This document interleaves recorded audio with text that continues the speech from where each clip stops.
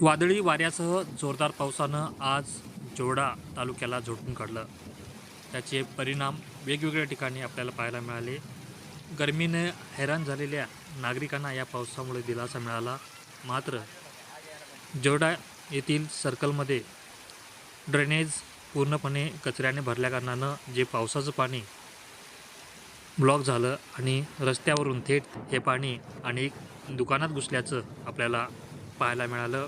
त्यामुळे दुकानदारांचं काही प्रमाणात नुकसान झाल्याचेही आपल्याला पाहायला मिळालं. मान्सूनपूर्व म्हणजेच मान्सून सुरू होण्यापूर्वीच्या ज्या पावसानं पहिल्याच पावसानं दुकानदारांची ही स्थिती निर्माण झाली. जोरडा सर्कलमध्ये मान्सूनपूर्व कामं न केल्यामुळं अशी स्थिती निर्माण झाल्याचं सांगण्यात येतं आहे. त्यामुळे प्रशासनानं मान्सून सुरू होण्यापूर्वीच मान्सूनपूर्व कामे पूर्ण करावीत अशी मागणी स्थानिक व्यापाऱ्यांकडून होताना दिसते आहे.